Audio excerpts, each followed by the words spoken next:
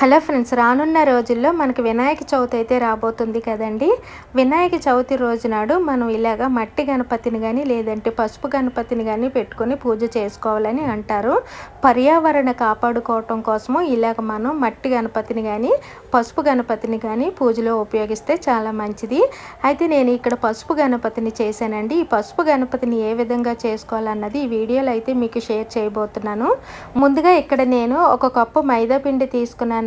ఒక కప్పు మైదాకి ఒక పావు కప్పు పసుపుని వేసుకోవాలి. అందులో ఇక్కడ కొద్దిగా పంచదారను కూడా వేసుకోవాలండి. తర్వాత అందులోని ఆవు పాలని వేసుకొని చక్కగా ఈ పిండిని అయితే మనం గట్టిగా కలుపుకోవాలి. అంటే మనం చపాతీ పిండి కలుపుకుంటాం కదా, ఆ పిండి మాదిరిగా కొంచెం గట్టిగా కలుపుకోవాలండి. ఎందుకంటే గట్టిగా కలుపుకోకపోతే బొమ్మ అయితే నిలబడదు. అందుమూలంగా ఈ పిండిని చాలా గట్టిగా కలుపుకొని దాన్ని 10 నిమిషాల పాటు నానేటట్టు చూసుకోవాలి.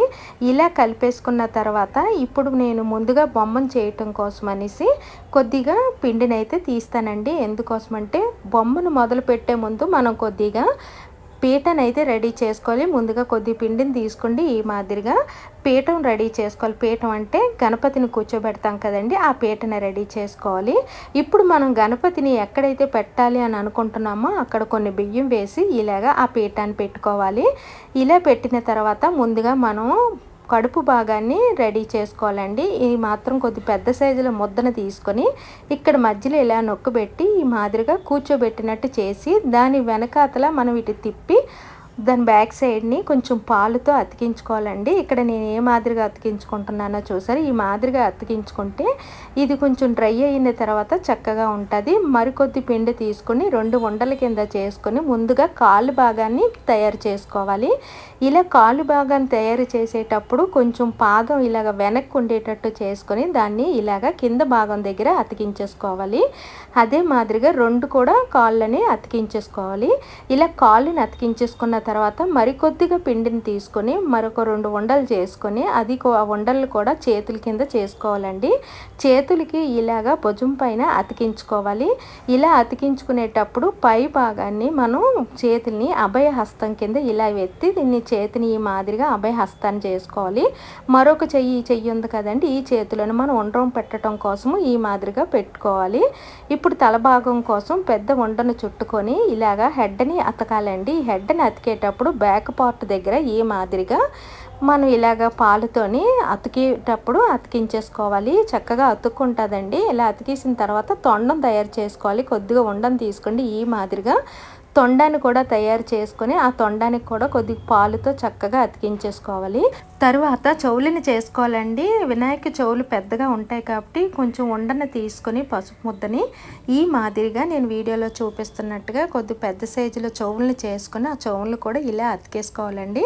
చెవులు అతికేటప్పుడు చక్కగా అతికిపోతాయండి. మీరు డౌట్ పడవలసిన అవసరం లేదు, మైదా పిండే కాబట్టి. తర్వాత వినాయకుడి కిరీటం మనం రెడీ చేసుకోవాలండి. చిన్న ప్లేట్ లాగా నెత్తి మీద పెట్టి తర్వాత కోన్ షేప్లోని ఇలా పెట్టుకోవాలండి. నేను ఈ మాదిరిగా చేశాను. తర్వాత 2 మిరియాలను తీసుకుని కళ్ళుని అతుక్కోవాలి. తర్వాత ఒక చిన్న ఈనుపుల్ల తీసుకొని 2 దంతాలుగా పెట్టాలండి. ఒకటి పెద్ద దంతము, ఒకటి చిన్న దంతము. ఇప్పుడు నేను నామాలు పెడుతున్నాను కదండి, అది వరిపిండిని కొంచెంగా వాటర్లో తడిపి ఇలా నామాలని మనం కావలసినట్టుగా అలంకరించుకోవచ్చు. అదే మాదిరిగా జంజం కూడా అదే వరిపిండితోటి చేసుకోవాలి. ఇప్పుడు అభయహస్తం మీద నేను ఇలాగా స్వస్తికిని కూడా వరిపిండిని తడిపిన దాంతోనే వేస్తున్నాను. ఈ మాదిరిగా మనం దేవుడికి ఉపయోగించేదంతా కూడా వరిపిండితో ఉపయోగిస్తే చాలా మంచిదండి. ఇలా అలంకరించేసుకున్న తర్వాత చిన్న ఉండను చేసి వరిపిండితోనే ఉండ్రం పెట్టాను చేతిలోని స్వామివారికి. తర్వాత పసుపు ముద్దని ఇలా ప్లేట్ లాగా చేసుకొని పక్కన ఉంచాలండి. ఎందుకంటే ఇందులోని ఉండ్రాళ్ళని పెట్టుకోవటం కోసము.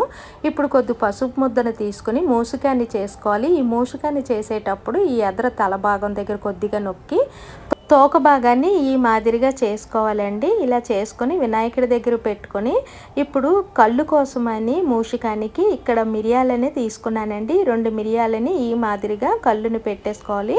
అదే వరిపిండితోటి మూషికానికి కూడా ఇలాగ లైన్స్ అవి వేసేసుకొని డెకరేషన్ చేసుకోవాలండి. తర్వాత కుంకుమతో కూడా స్వామివారిని అలంకరించాలి. ఇక్కడ స్వామివారిని మనకు నచ్చినట్టుగా అలంకరించుకోవచ్చండి. డిజైన్స్ అవి ఏ వేసుకోవాలన్నా సరే మనకి నచ్చినట్టుగా వేసుకోవచ్చును. తర్వాత చివరిలోని నేను వరిపిండితోటి ఉండ్రాలని చేశానండి.